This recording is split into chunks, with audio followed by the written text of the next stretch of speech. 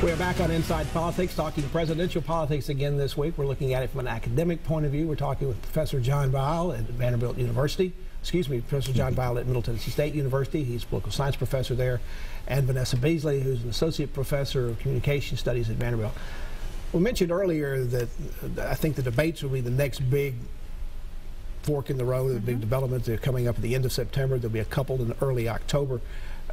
Americans have a fascination with debates. They're not like the Lincoln Douglas thing that everybody holds up, but what's important to that, and what will candidate strategies be as they go into that debate? Obviously they want to win it, but how do they go about winning that?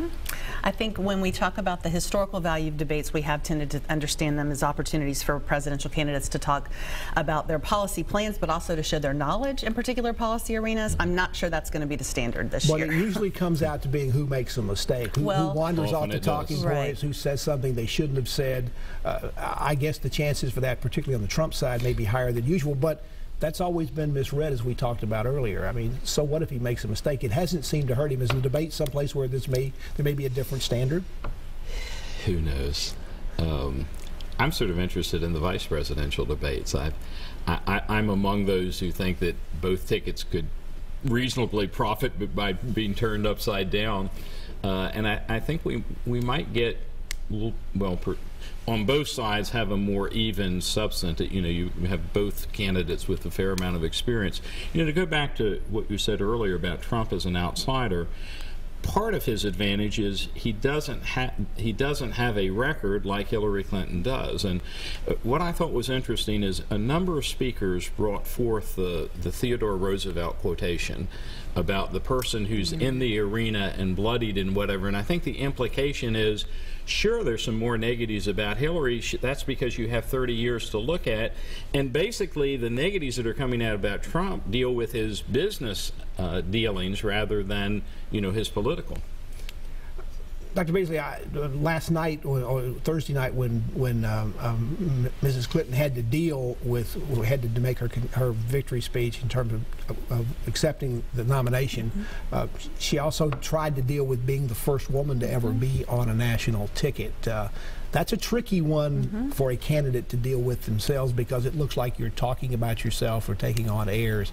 How do you think she did in dealing with that? There's pretty good evidence that she's uncomfortable talking about herself generally, right? And one of the things that I thought was remarkable about the speech that she gave last night, and in fact we've seen themes of this all week, was embracing the fact that she has had a perspective both as a woman, as a legal scholar, and then later as a government official, as a senator, for example, where she's been in a position to take some qualities of what we might traditionally associate with female leadership, including listening, including being responsive after a crisis without necessarily asking for media attention around it. We saw so many examples from 9/11.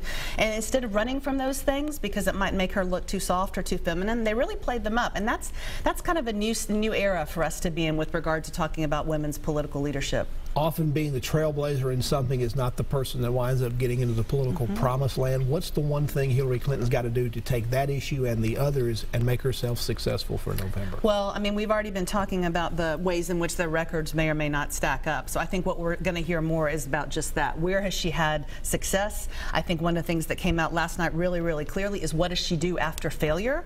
I thought the speech that she gave, and in fact several other people referenced too, how she's somebody who gets knocked down and gets right back up again. Doesn't have that sort of frustration or overly reactive position that's clearly supposed to be in contrast with Trump.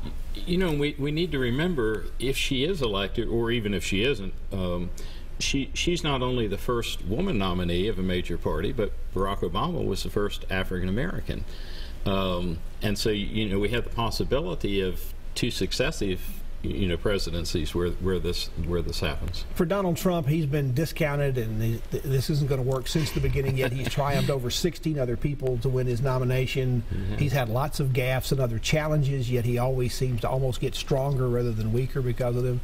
So does he just need to keep doing that? Is this campaign going to come down to a bumper sticker that I heard one of the commentators say last night?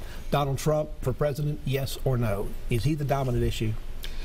Well, as we said earlier, if you looked at the Republican convention, 2/3 of it was anti-Hillary, and I don't know, maybe a half or at least a third to a half of the Democratic convention was anti-Trump, and it may very well be which negative prevails the most. As we close out the show, let's talk a little bit about the polls, because they've already been all over the lot a little bit. In this last week, they have been with the VP choices, and then you've had the Republican convention. Now you'll have the Democratic bump when there is one. What should people do about looking at polls? Ignore them until after Labor Day? Yeah, I mean, that's a conventional wisdom. It's too early to say that they're meaningful. I think the other thing that's very clear this year is we're looking at a contest about unfavorabilities as opposed to favorabilities, right? So I think it goes to your point about the negative content in both conventions, but I think we're going to be looking at which stack of numbers a little bit differently this year. Vanessa Beasley, thank you for joining us. Dr. John Vial, thank you as well. We'll have you back probably to talk about this more in the fall. Sounds great. And thank you for joining us on Inside Politics. Hope you can be back here again for a future show. If you can't get enough politics in the meantime, go to the News Channel 5 website. You'll find my Capitol View commentary there. There's new commentary posted every Friday afternoon. Enjoy the rest of your weekend, and we'll see you back here next time. Goodbye. That was fun.